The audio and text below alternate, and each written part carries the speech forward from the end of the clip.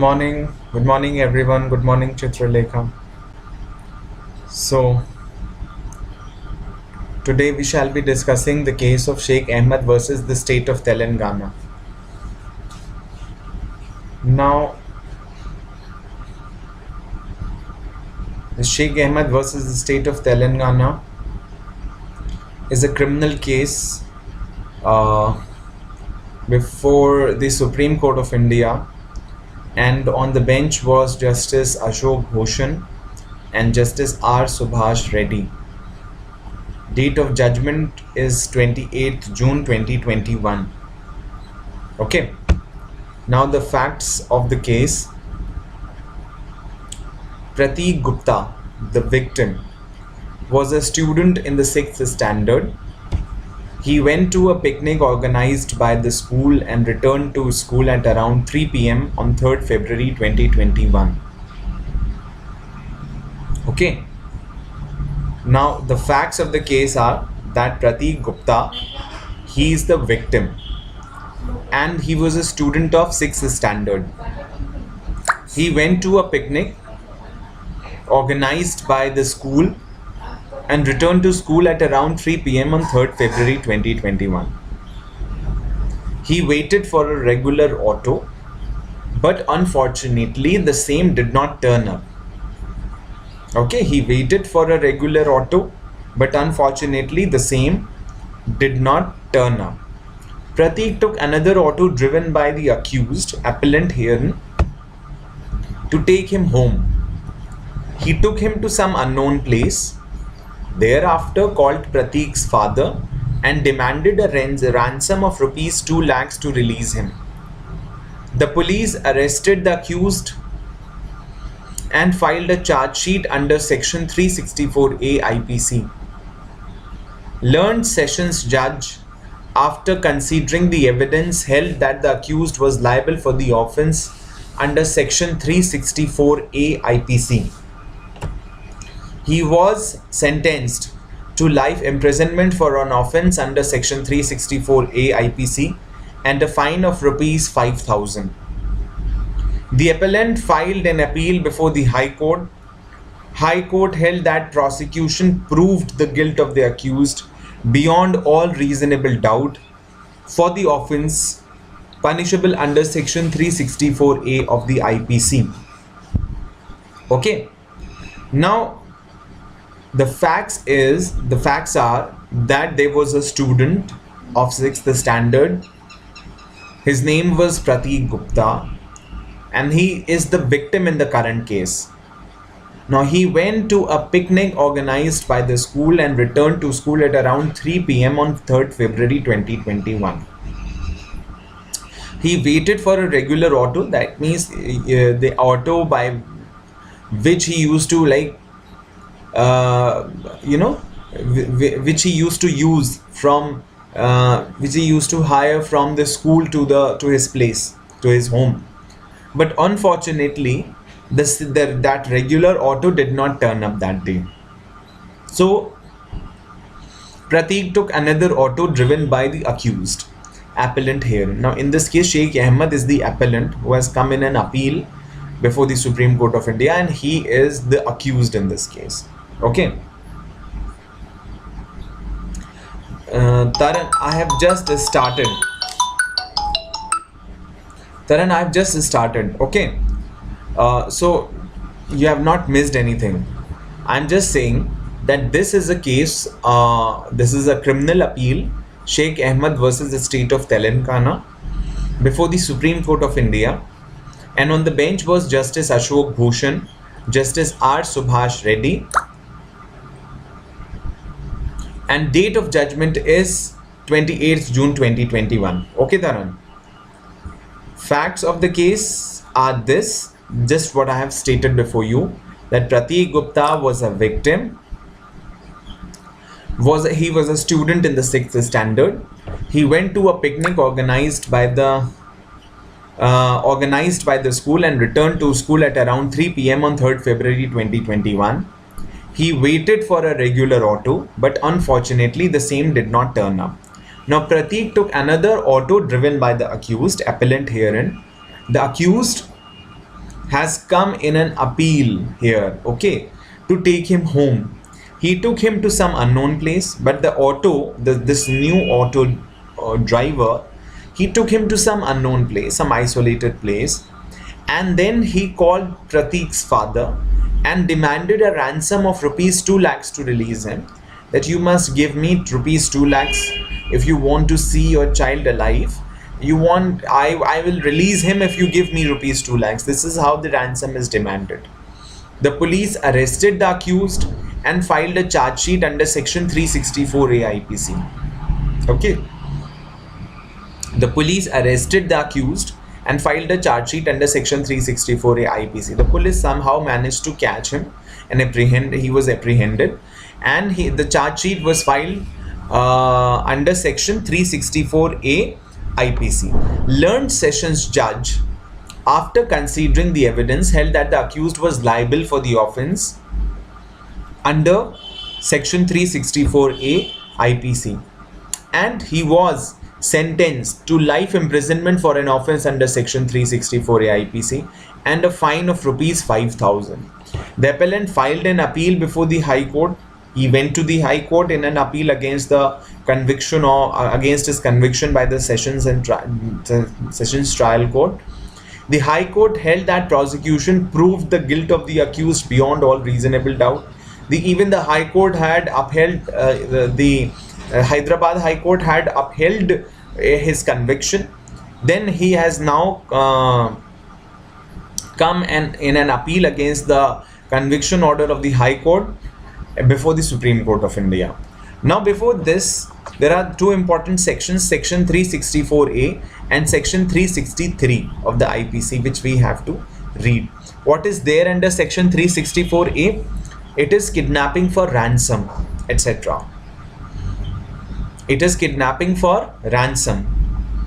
Now, whoever kidnaps or abducts any person or keeps a person in detention after such kidnapping or abduction and threatens to cause death or hurt to such person, or by his conduct gives rise to a reasonable apprehension that such person may be put to death or hurt, or causes hurt or death to such person in order to compel the government or any foreign state or international intergovernmental organization or any other person to do or abstain from doing any act or to pay a ransom, shall be punishable with death, imprisonment for life, and shall also be liable to fine. This is section 364A. That whoever kidnaps or abducts. Now, can any one of you state a very basic difference between kidnapping and abduction? What is the difference between kidnapping and abduction?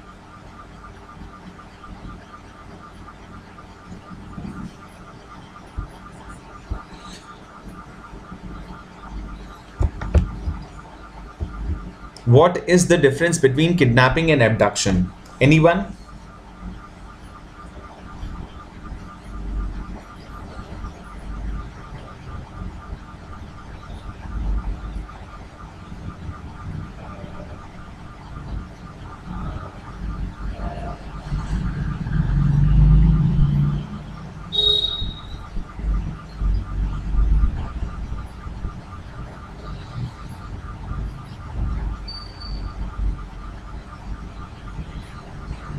Anyone? No comments? See, kidnapping, perhaps you are not having any idea, but I guess kidnapping is for children, while the same act is done on the elders as abduction. See, we can't really say that, Chitralekha, but the basic difference between kidnapping and abduction is that kidnapping involves enticing. Okay, kidnapping involves enticing. When the person is enticed, okay, when किसी को बहलाना फुसलाना, ठीक है, or kidnapping does not primarily involves use of force. Kidnapping does not involve use of force. either there is a deception or there is enticing.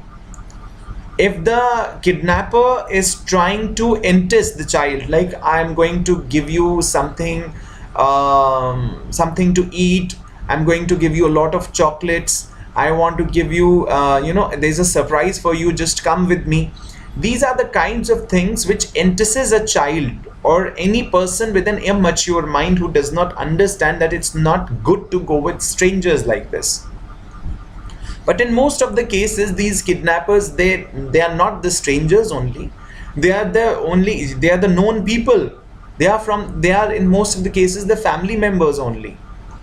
So enticing, this involves enticing. Kidnapping involves enticing. Okay. Aditya Prakash says kidnapping is when you take a person outside India. No, not exactly. That is not the case. There are two kinds of kidnapping. One is kidnapping from lawful guardianship. The other is kidnapping from India. Kidnapping from lawful guardianship is one of the kidnappings that happens within the territory of India. That takes place within the territory of India. When you are taking somebody from out of the lawful guardianship, like in this case, okay, then there is kidnapping for ransom under section 364A. Okay. Kidnapping from India is a separate offense. That is just one kind of kidnapping.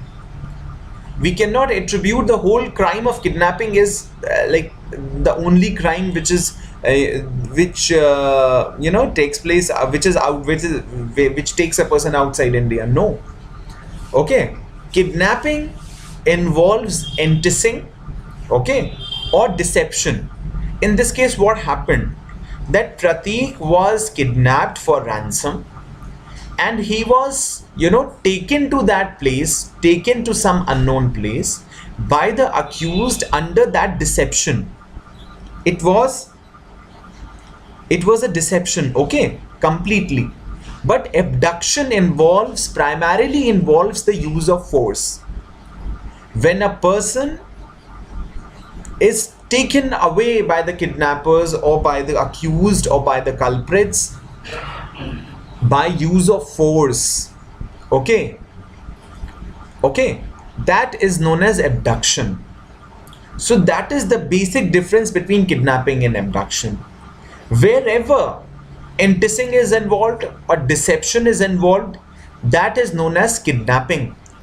And if that kidnapping is done with the intention for seeking ransom from the family members of the victim, then this becomes an offense under section 364A IPC as kidnapping for ransom. If it is to vent or to seek vengeance from somebody, किसी को personal दुश्मनी निकालनी है, किसी से किसी के बच्चे को kidnap कर लिया, not particularly for ransom, but because the culprit wanted to seek or vent his anger or seek revenge from the person, then that is kidnapping from lawful guardianship. Okay. Otherwise, if there is a use of force and the person is neither enticed or not there is any deception involved in while taking away the person, that is known as abduction.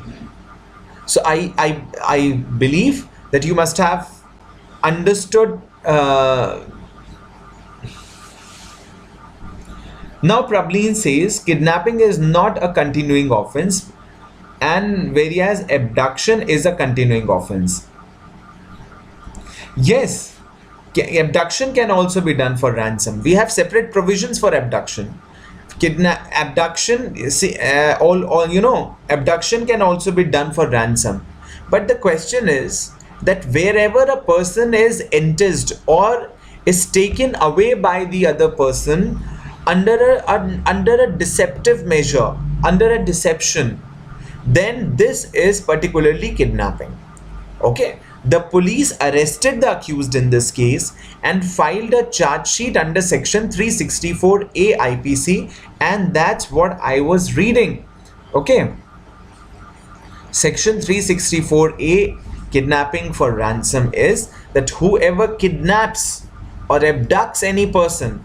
See, Chitralekha, your question is answered here, that the person may either be kidnapped or abducted For ransom, abduction में भी abduction ransom होता है. Whoever kidnaps or abducts any person or keeps a person in detention after such kidnapping or abduction and threatens to cause death or hurt to such person, or by his conduct gives rise to a reasonable apprehension that such person may be put to death or hurt, or causes hurt or death to such person in order to compel the government or any foreign state or international intergovernmental organization or any other person to do or abstain from doing any act or to pay a ransom shall be punishable with death or imprisonment for life, and shall also be liable to fine. Okay, then comes the another para which involves issues. What were the issues framed by the Supreme Court in deciding the innocence and guilt of the accused or the appellant? The issues were: what are the essential elements of section 364A that the prosecution must prove beyond a reasonable doubt to secure an accused's conviction under section 364A IPC? See, for every ingredient under IPC or under any criminal law, for every offense, we have certain ingredients, we have certain essential elements. Like for example, if a crime has 5 elements, and those five elements together constitute the crime, even if one element is missing, the crime cannot be said to be completed. And you know, for being a very good criminal lawyer, as a criminal lawyer, what are you supposed to do? You are supposed to, you know, list out the essential elements of each offense, all the essential elements of each offense, and you should try to relate each element with the facts of the case. You should try to prove, and you should try to fit the whole case squarely into the essential elements of each crime or the alleged crime. Okay.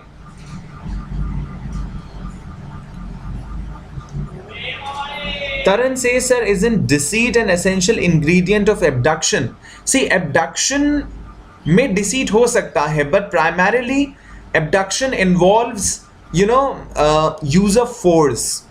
They may be at some stage the use of deceit also. Okay, there's a very, you know, there are a lot of differences between kidnapping and abduction. I'm not getting into that debate. What are those differences between kidnapping and abduction, because this will initiate another topic here and another discussion here, and we don't have that much time to discuss the basic differences between kidnapping and abduction, because we'll have to then take the help of various other Supreme Court cases, in which the Supreme Court in various cases has explained the difference between the kidnapping and abduction. It's better to like limit our discussion to this issue only, that kidnapping involves enticing. Enticing is an important essential ingredient of kidnapping. And now what I was telling you, that as a criminal lawyer, what are you supposed to do? You must try to find out that if this person, and if you happen to be a prosecution lawyer, what are you supposed to do? You want to get the person prosecuted. You should list out the essential elements of the alleged crime, and then you should try to squarely fit the facts of the case into the essential elements of each crime. Okay, into the essential elements of each crime. You should try to juxtapose the whole facts of the issues with the essential elements of each crime. The essential elements of each crime. Okay, that if this is, for example, the essential element, and this essential element was fulfilled at this stage of the case. Okay, the accused did this, the accused did that, and by this he has completed all the essential elements of the crime, and so the crime is complete. Just try to fit in every element into the facts of the case, and once that is done, you know, once that is done, your case will be proved beyond reasonable doubt, and you will secure the conviction of the accused under the relevant section. That's what the Supreme Court was trying to find out, that if the essential, what are the essential elements of section 364A IPC, and whether though the facts of the case, they squarely fit into those essential elements of section 364A IPC. and the prosecution has really been able to prove the case beyond reasonable doubt to secure the accused conviction under section 364A IPC. Okay. Aditya is asking, so what is juxtapose? Juxtapose is when you are trying to fit something into another. It is like this, like something that squarely fits into each other, like completely. Okay, that is known as that's an English word which is used here, juxtapose. And that's what I was trying to explain you, that you should try to fix or juxtapose the facts of the case into the essential elements. You should, as a criminal lawyer, you should be able to, you should have that skill to relate each and every fact with each and every element. Okay, like for example, if accused did this, so by doing this he completed this element of the crime, then subsequently he did this, and then he completed this element of crime. And while narrating the whole facts, you should be able to do this before the court and prove it to the court that the acts of the suspect or the accused, they squarely fit into all the essential elements of the crime, and the crime is complete. Okay, now is it necessary that every ingredient listed in section 364A must be proved to secure a conviction under section 364A, and that failure to meet any of the elements may invalidate a conviction under section 364A IPC? The second issue was that is it necessary that every ingredient listed in section 364A must be proved to secure a conviction under section 364A, and that failure to meet any of the elements may invalidate a conviction under section 364A IPC? That means even we will try to find out what are the essential elements of section 364A, but what if even one essential element is missing in the case? Then will it be possible? Will then it be called a feasible and something good in the eyes of law to convict the accused even if one essential element of section 364A is missing? Or are we supposed to invalidate his conviction? That was supposed to be considered by the Supreme Court as an issue. The third was whether there was any evidence or findings by the courts that gave rise to a reasonable apprehension that such person may be put to death or hurt. Okay, whether there was any evidence or findings by the courts that gave rise to a reasonable apprehension that such person may be put to death or hurt. Okay, like he was taken to some unknown place, Pratik was taken to an unknown place. Whether this was proved by the prosecution that he was he was hurt by the accused, because this is one of the essential elements, that the person might either be put to death or he must be subject to hurt. So whether he was subject to hurt or not. Okay, now these were the issues. Have you understood the issues? Have you understood the issues or not?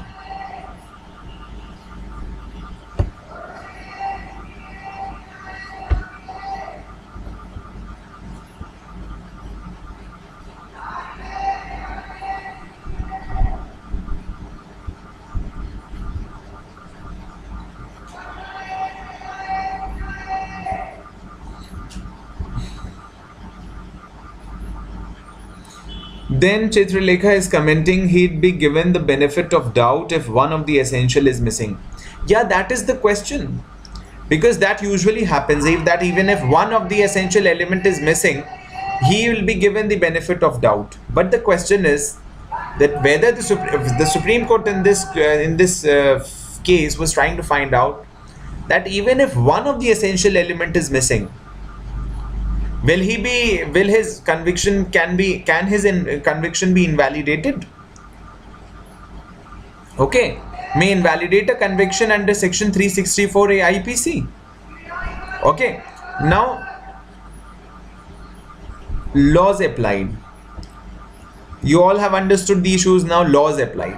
Section 364A IPC, it's kidnapping for ransom. And section 363 IPC, it's punishment for kidnapping.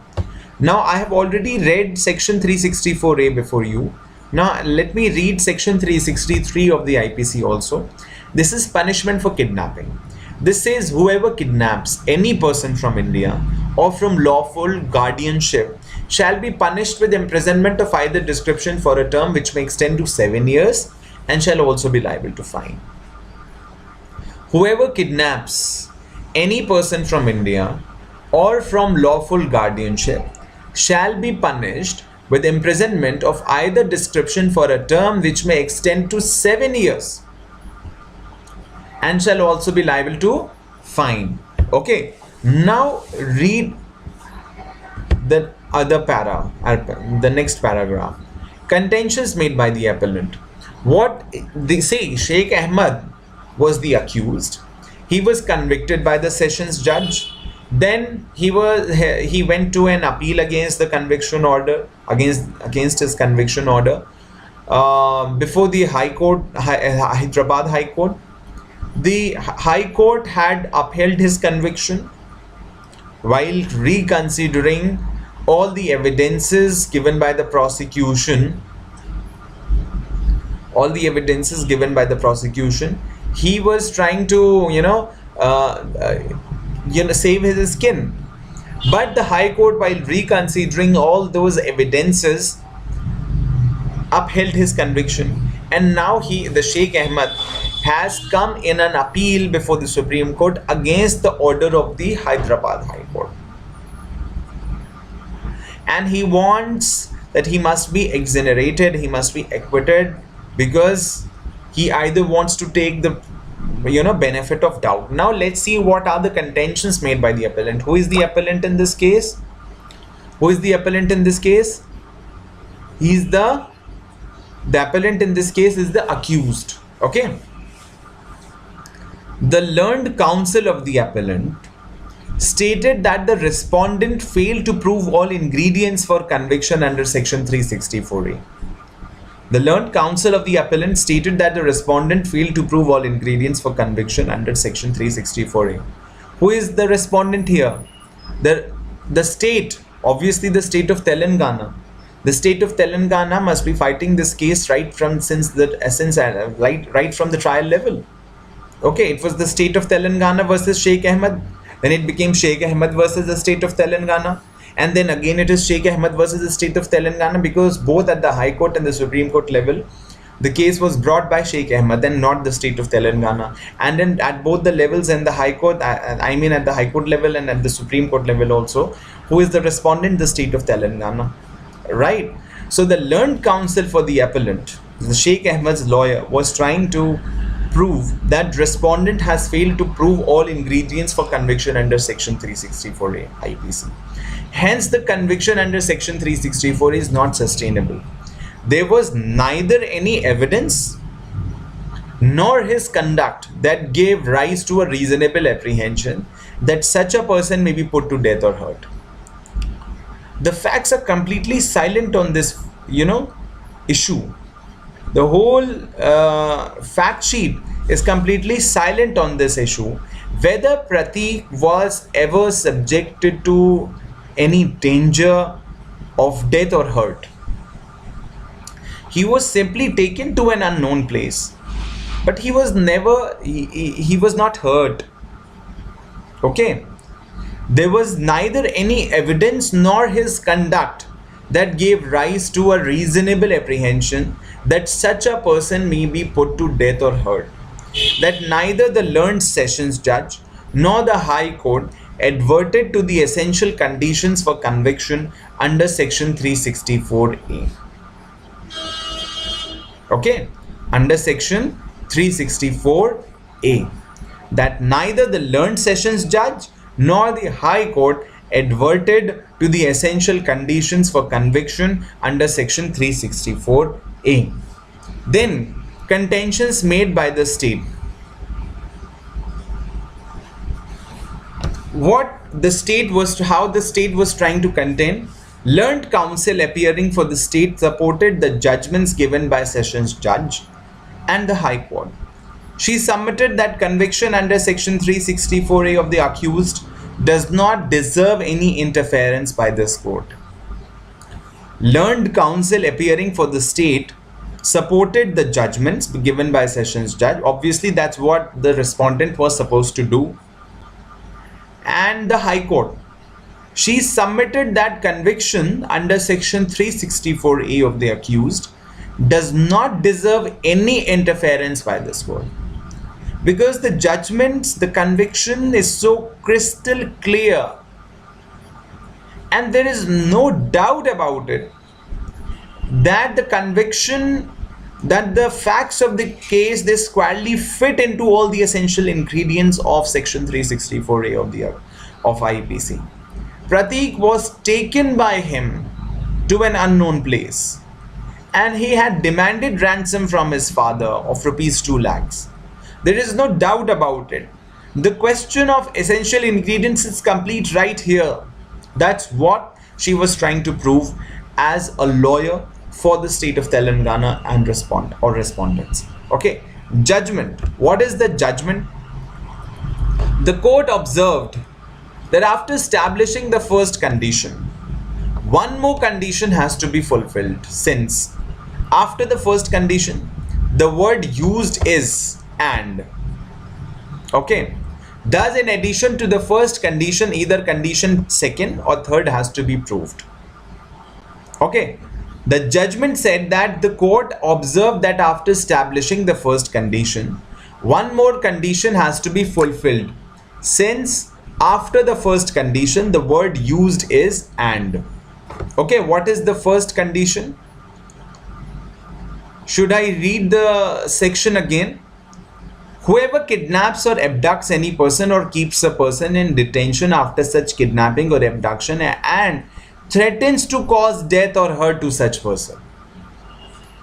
It is not, the word is not or, the word used is and.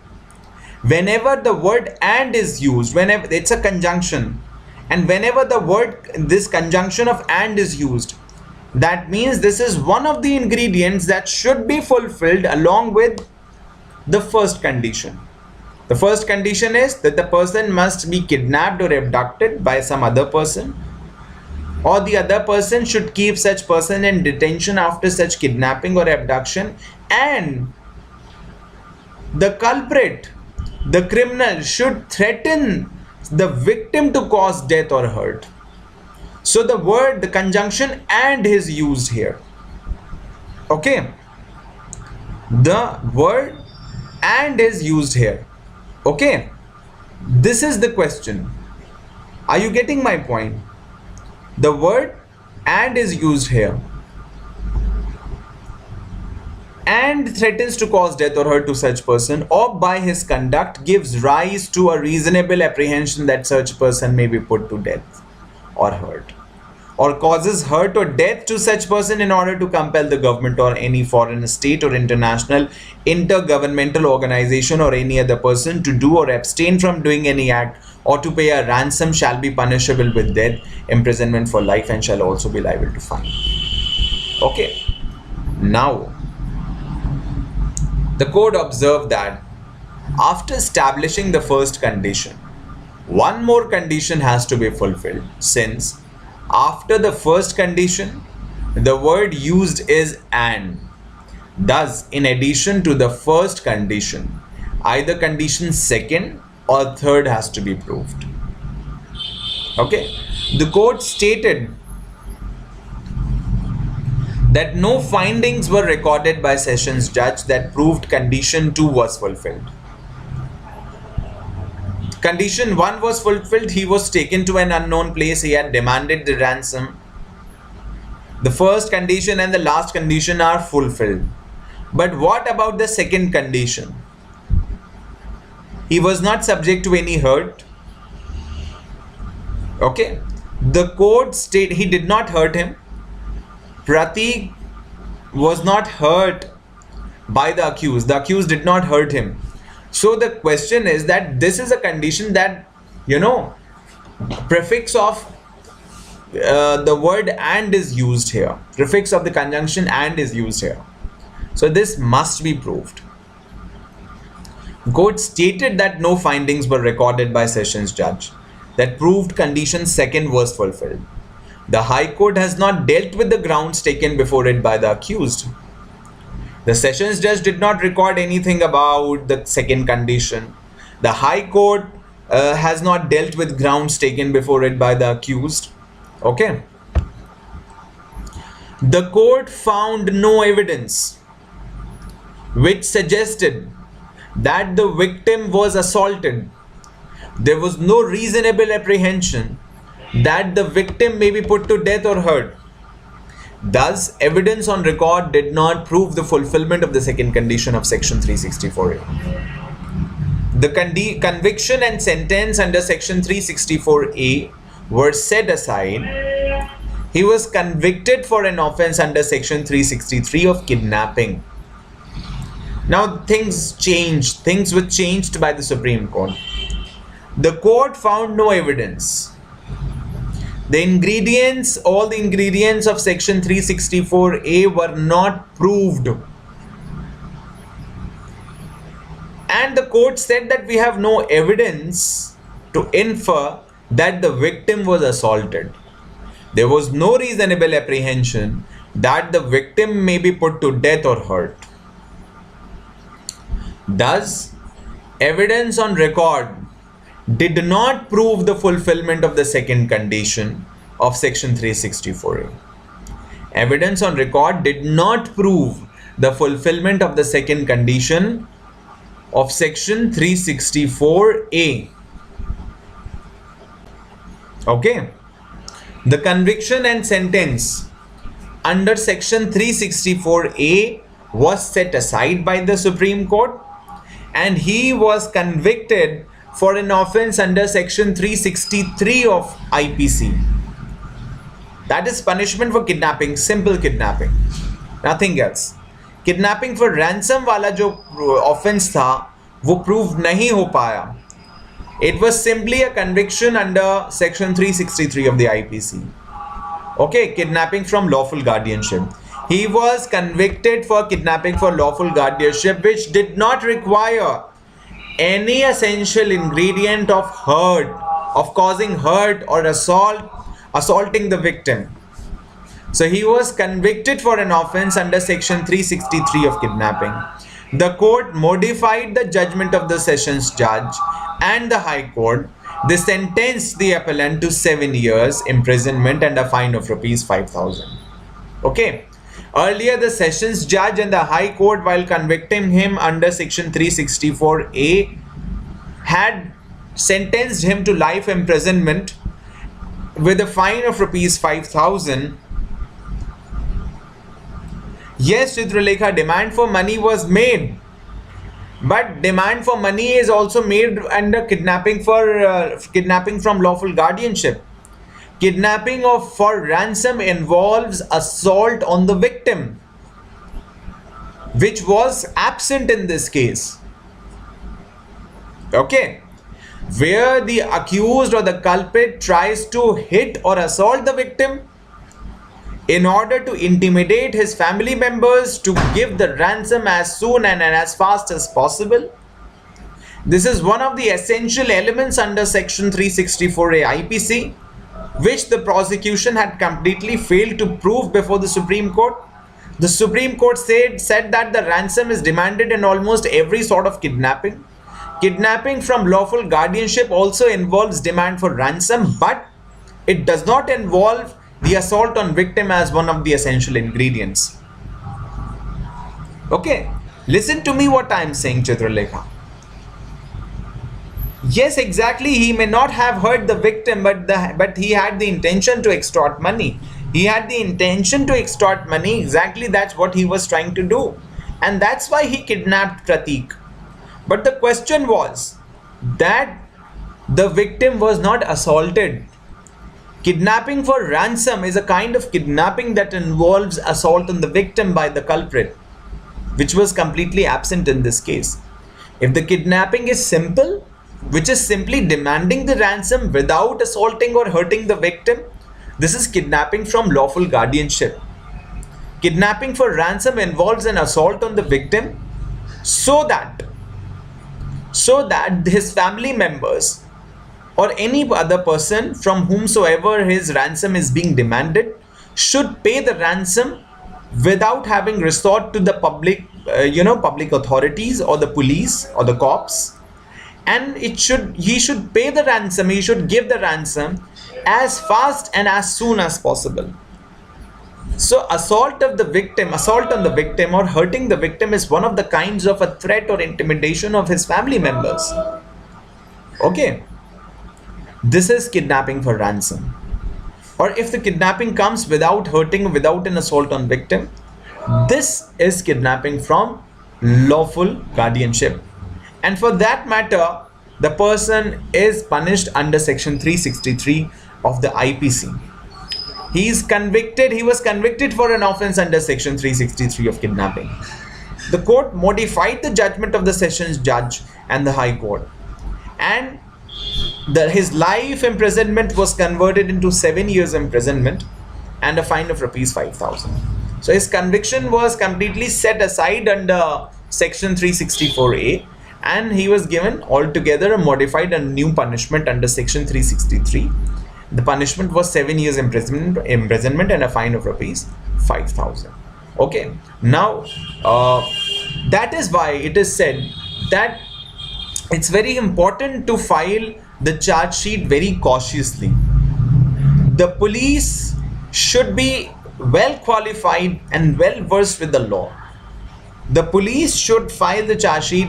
That is why in every prosecution it is important for the police to file the charge sheet the charge sheet must be drafted very vigilantly, very cautiously, and very carefully. There was just a little, very little carelessness on the part of the police. The police should have deciphered this point right at the stage when it was drafting the charge sheet. While drafting the charge sheet, it is important for the police to make sure that all the ingredients of the sections are completely fulfilled. Okay. Now, filing of the charge sheet, because the whole prosecution case, like most of the part of it, dwells upon the charge sheet filed by the police. Okay. And earlier, the prosecution officers, the public prosecutors, who are appointed by every state government, they usually assist the police officers and the investigating officers in filing the charge sheet. Okay, in filing the charge sheet, so that the police may not commit any slip or lapse while filing the charge sheet.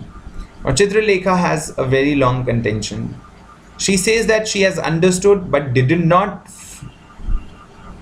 and I didn't fall with the essentials of section 364A, but somehow it doesn't feel right because demand for ransom was made, and just because there was no hurt, he was given a lesser sentence. Exactly.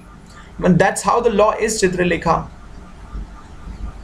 That's how the law is. Kidnapping from lawful guardianship also involves a demand for ransom. But when we are specifically talking about kidnapping for ransom, it should involve assault on the victim, hurting the victim, or hurt on the victim, or death of the victim. Okay.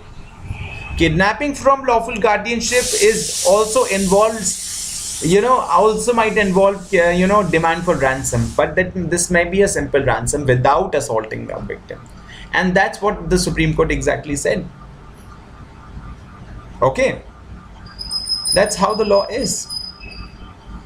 So I was telling you that the public prosecutors, they usually assist the investigating officers in filing the charge sheet. They direct them, they guide them that you should apply this section. If you want this person to get convicted, you should, frame the charges in these sections. That's what you are supposed to do. And now, various state governments, because there is a demand to separate the investigation with the prosecution, So various state governments are appointing different law officers for assisting the investigation officers in filing the charge sheet, who have nothing to do inside the court. The public prosecutors, first of all, they assist the investigating officers currently in filing the charge sheet, and then they also fight the case on behalf of the prosecution in the court based on that charge sheet. But right now, so many, like Chhattisgarh, the state of Chhattisgarh has started appointing different law officers for assisting the investigating officers who would have nothing to do in the court, who would have no role to play in the court. And the prosecution, public prosecutors will be separate people, separate group of people who are going to conduct the prosecution trial for the accused, against the accused. Okay, that's how the things goes. This is complete. If you have any question or anything to add, you're most welcome to do that.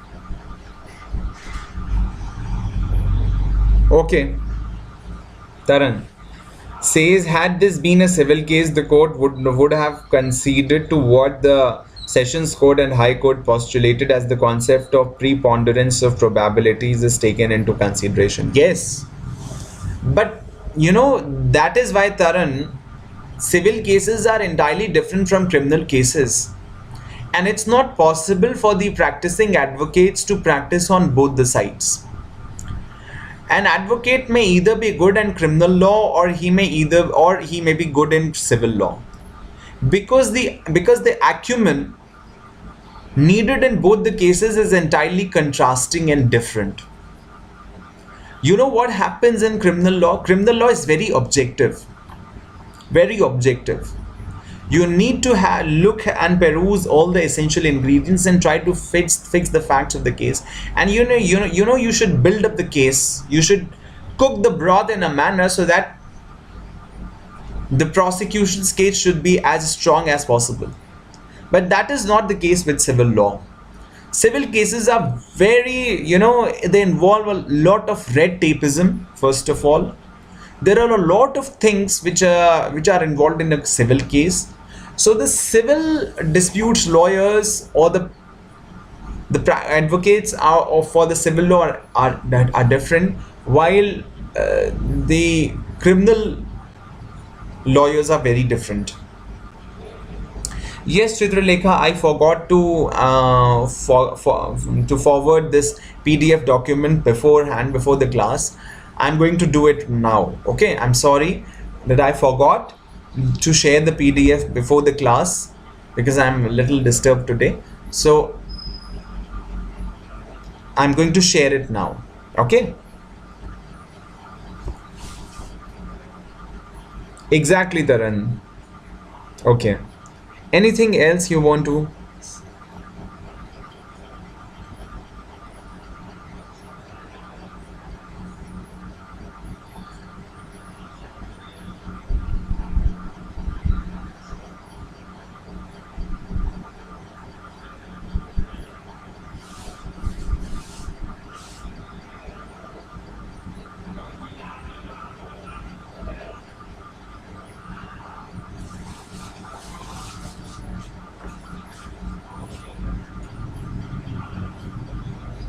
Okay, then thank you. I'm then signing off, and let's meet tomorrow with another case. Okay, bye bye.